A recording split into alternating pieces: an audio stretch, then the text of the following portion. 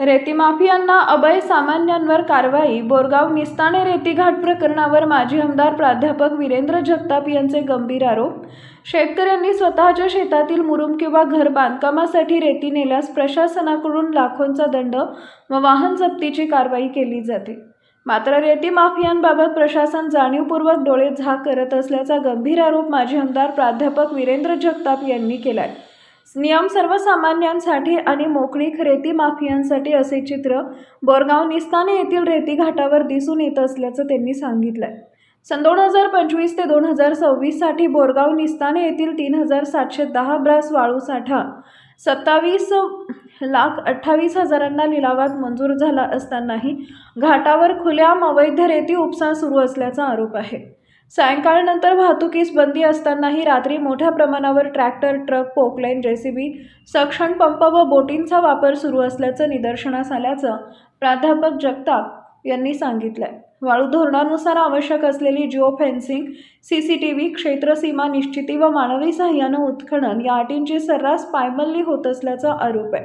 या संदर्भात पुरावे, फोटो व व्हिडिओ वरिष्ठ अधिकाऱ्यांना पाठवूनही कोणती ठोस कारवाई न झाल्यानं प्रशासनाच्या भूमिकेवर प्रश्नचिन्ह निर्माण झाले आहे. दरम्यान दिनांक 10 जानेवारी रोजी रेती घाटावर गोळीबाराची घटना घडली असून रात्री अवैध वाहतूक सुरू असल्याचं स्पष्ट होते.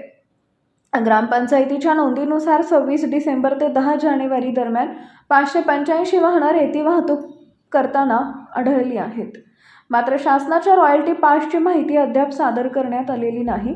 या प्रकरणात स्थानिक आमदार प्रताप अडसड यांचं नाव घेण्यात येत असून घाटाचा प्रत्यक्ष कारभार आमदारच चालवत असल्याचा गंभीर आरोप प्राध्यापक वीरेंद्र जगताप यांनी केला आहे. प्रशासन व राजकीय दबावामुळे कारवाई होत नसल्यानं आता न्यायालयात दाद मागण्याचा इशारा त्यांनी दिला आहे.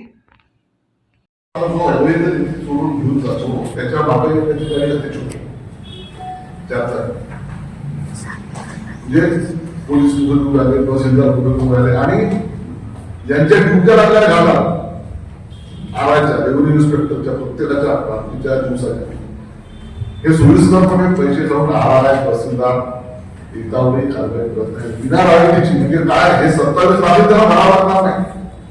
जे 27 तारखेचा अभाव झाला ना ते 27 तारीख भरावं लागणार नाही.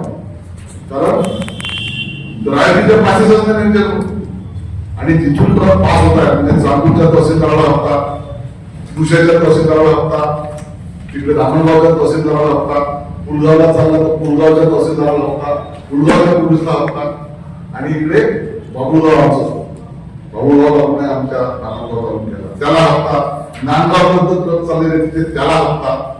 हे सगळे तहसीलदार आणि अमरावतीपर्यंत म्हणजे अमरावतीचा तहसीलदार एवढे पोलीस स्टेशन बसतात आहे त्या सगळ्यांना हप्ते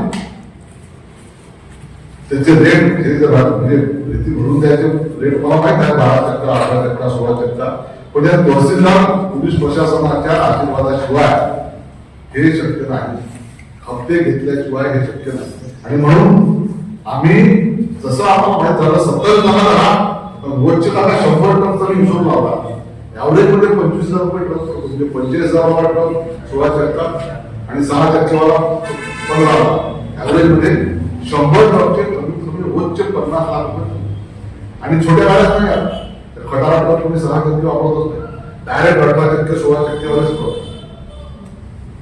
आणि सगळी व्यक्ती पाण्यातून काढायची, पाण्यातून काढून सक्षम कंपनी त्यावर आणायची तर जेसीबीनी पोकलाईन भरून द्यायची.